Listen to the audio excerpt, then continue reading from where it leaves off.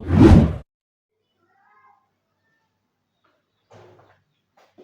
दोस्तों, आप सभी के बीच में आज हम फिर से दोस्तों लेके आए हैं आपके लिए गणित विषय। कौन सी है दोस्तों?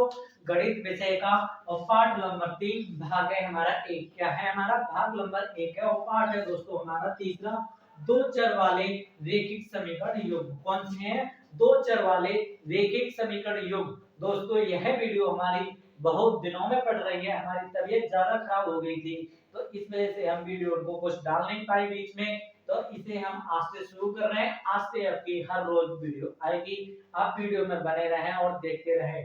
दोस्तों सबसे पहला सवाल आपके सामने स्क्रीन पर लिखा हुआ है और यहाँ पर दिखा है। पहला क्या है? निम्न रेखिक समीकरण युग्म को प्रतिस्थापन विधि से हल कीजिए। किससे? प्रतिस्थापन विधि से। कौन सी विधि है दोस्तों? प्रतिस्थापन विधि से हल कीजिए। ये पहला सवाल, ये दूसरा, ये तीसरा, ये चौथा, ये पांचवा, ये छठा। इस हिसाब से आपके सामने यह सवाल दिख रहे हैं। इन्हें हम आपके बीच में लेकर चलते और समझाते हैं, धीरे धीरे बताते हैं कि यह सवाल कैसे कैसे होंगे।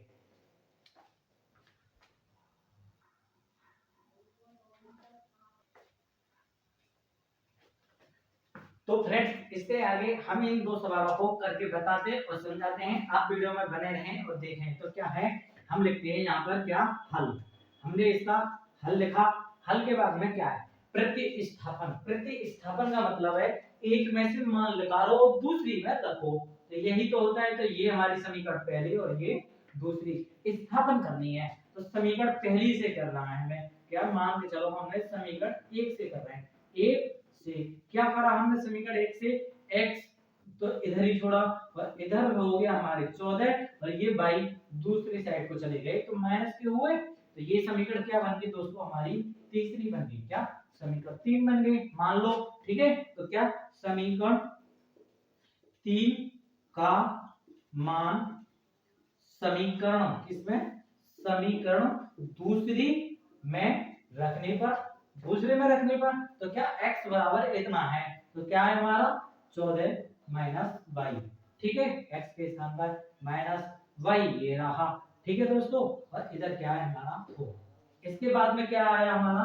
14 माइनस वाई माइनस ये और माइनस ये 4। ठीक है, ये हो गए 14, ये हो गए माइनस के 2 वाई, ये हो गए 4। ठीक है, यहाँ पर माइनस के 2, इधर 4 माइनस 14। ठीक है, अब ये क्या बचे? माइनस के 2 बाई बराबर माइनस के 10। ठीक है, माइनस से हमारा माइनस कट गया तो यहाँ पर क्या बचा? बाई बराबर 10 बट्टे तो y का मान आया दोस्तों हमारा यहाँ पर 5। क्या आता है फ्रेंड्स? हमारा y का मान 5 आता है। इस हिसाब से अब इस y के मान को हम समीकरण किसी में भी रख देते हैं, पहली में, दूसरी या तीसरी, किसी में भी। तो मान के चलो आपने फ्रेंड्स यहाँ पर ले लिया, सपोज करो कि समीकरण दूसरे में रखने पर, क्या दूसरे में रखने पर रखते हैं तो क्या y का मान दूसरे में रखते हैं तो क्या आया? x माइनस y का मान है हमारा दोस्तों यहाँ पर क्या? 5 और बराबर में कितने हैं हमारे? 4। ठीक है, तो x बराबर 4, ये माइनस की दूसरी साइड को गए प्लस के 5, तो x बराबर आ गया दोस्तों हमारा 9। ठीक है, इस हिसाब से यही नहीं है कि दूसरी में ही रखा, आप किसी में भी रख सकते हैं। देखो हम मान के चलो कि आपने समीकरण तीसरी में रखा। क्या? समीकरण तीसरी में रख के देख लो। देखो समीकरण तीसरी हमारी क्या है? x बराबर क्या है हमारा? x बराबर है हमारा 14 माइनस y की जगह पर क्या है हमारा दोस्तों? यहाँ पर 5। क्या y की जगह पर 5 है तो क्या है हमारा? x बराबर 14 में से 5 गए तो क्या बचे? 9। फिर भी यही मान आया। मतलब किसी भी तरीके से निकालने का, पहली में रख लो, दूसरी में रख लो या तीसरी में रख लो, यही मान आता है। तो x बराबर 9 है। क्या? x बराबर 9 आया और y बराबर दोस्तों हमारा 5 आया। क्या? 5 आया। यही इस सवाल के आंसर है। ठीक है, तो देखा आपने दोस्तों कितनी आसानी से है निकल गया। इससे आगे हम सवाल नंबर 2 को लेके चलते हैं आपके बीच और एक एक करके बताएंगे। आप वीडियो में बने हैं और देखते रहें।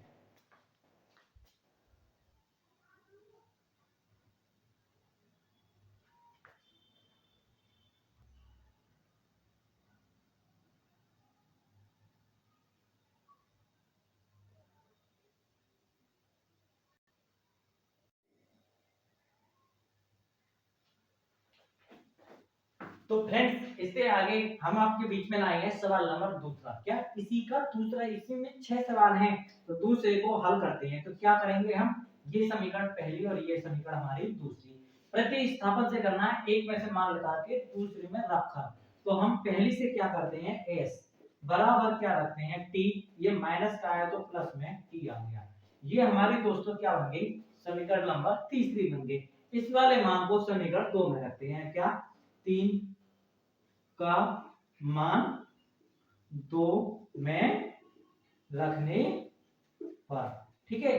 समीकरण 3 का मान क्या, समीकरण 3 का मान समीकरण 2 में रखने पर। तो रखते हैं क्या, s बराबर 3 प्लस टी, क्या है 3 प्लस टी बट्टे में क्या है दोस्तों हमारा 3, ठीक है, प्लस में टी बट्टे में 2 बराबर 6।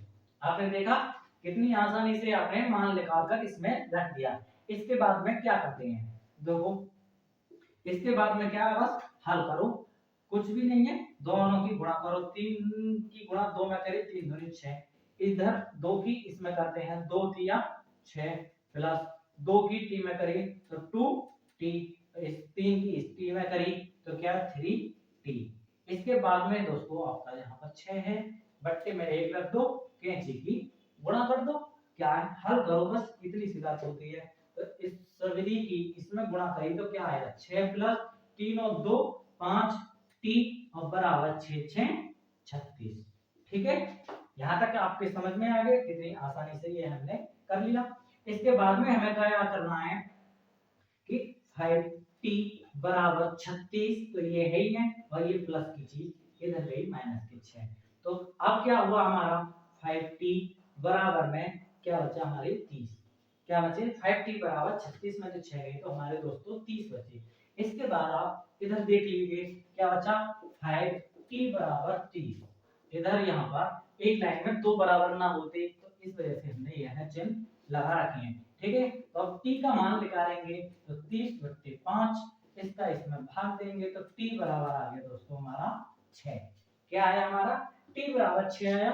इस मान को किसी में रख दो, तो हम किस में रख रहे हैं, समीकरण 1 में रखते हैं। क्या समीकरण 1 में, तो इससे देखेंगे क्या t का मान रखना है, बस हमें s माइनस t की जगह पे क्या रखना है 6, और बराबर में कितने हैं दोस्तों हमारे 3। तो s बराबर क्या आ गया 3 प्लस 6, तो s बराबर आ गया 6 और 3 9। आपने देखा कितनी आसानी से हमारा s का मान 9 और t का मान क्या आया हमारा यहाँ पर 6। तो ये है दोनों हमारे इस सवाल के आंसर बने। तो इससे आगे हम सवाल नंबर तीसरा इसका सवाल लेके चलते और समझाते हैं, आप वीडियो में बने रहें।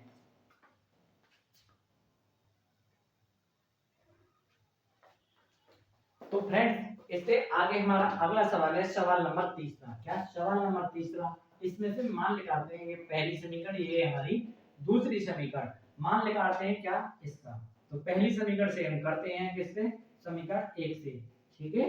किससे करते हैं हम, समीकरण 1 से करते हैं। तो क्या आया हमारा 3x, y को उधर दूसरी साइड में भेजते हैं, 3 को इधर लाते हैं तो -3 और y इधर गई तो ये, तो कुल मिला के y बराबर इतना आया। ये हो गया हमारी समीकरण नंबर 3। 3 का मान हम समीकरण दूसरी में रखते हैं, क्या समीकरण दूसरी में रखने पर, ठीक है, क्या करने पर, रखने पर। तो क्या होगा हमारा मान, तो ये हो गया हमारे 9x माइनस 3, y के स्थान पर रखनी है हमें कि 3x माइनस 3 और 1 और इधर है दोस्तों हमारा 9, ठीक है। हमने ये y का मान रखा है समीकरण 2 में। तो अब इसे हल करते हैं। हल करने के लिए क्या बनेगा हमारा 9x माइनस 3 दिया 9x और ये इस 3 की करेंगे तो माइनस माइनस प्लस 3 दिया 9 बराबर 9, यानी ये प्लस और ये माइनस, तो क्या हुआ अर्थात हमारा 9 बराबर 9। यह बना हमारा क्या, यह चीज बनी। यहाँ पर हमारी सबसे बड़ी दिक्कत बनेगी कि हम इसके आगे आखिर करें तो क्या रहेगा, x का मान तो सब कट गया, तो यहाँ पे होगा आपके लिए लिखना पड़ेगा यह है अर्थात यह y के सभी मानों के लिए सत्य है। क्या? y के सभी मानों के लिए है सत्य है, अर्थात y के सभी मानों के लिए, सभी मानों के लिए यह है हमारी चीज सत्य है। इससे आगे इसका होगा y का मान सभी मानों के लिए सत्य है। कौन सा मान है दोस्तों हमारा? क्या? y का सभी मानों के लिए सत्य है, ये वाला। ठीक है, ये मान हमारा y का सभी मानों के लिए सत्य है, अर्थात x के अनेक मान हो सकते हैं। क्या? x अर्थात लिखें या इसलिए क्या? इसलिए कर सकते हैं यहाँ पर x का क्या? इसलिए x का कोई भी मान हो सकता है। अपरिभाषित जिसे कहते हैं, क्या? अपरिभाषित तक कोई भी मान हो सकता है। तो दोस्तों इस वाले सवाल का इस हिसाब से हमारा हल होगा। कितनी आसानी से हमें आता है कि आप कितनी आसानी से पहले दूसरे तीसरे क्या आप 3 सवालों को सीखे होंगे, यहाँ पर पहले को, दूसरे को और तीसरे को। ठीक है दोस्तों, ये पहले के ही हैं, अभी किसके? पहले के 3 सवाल हैं। इससे आगे दोस्तों अगले सवाल हम भाग नंबर 2 में क्या पार्ट तीसरे के भाग नंबर 2 में ही आपके लिए लेके चलेंगे और समझाएंगे। आप वीडियो में बने रहें। दोस्तों यदि हमारी वीडियो यह है आपके लिए अच्छी लगी तो वीडियो के लिए लाइक करें, चैनल के लिए सब्सक्राइब करें और इस वीडियो को अपने दोस्तों में भी शेयर करें। जय हिंद दोस्तों।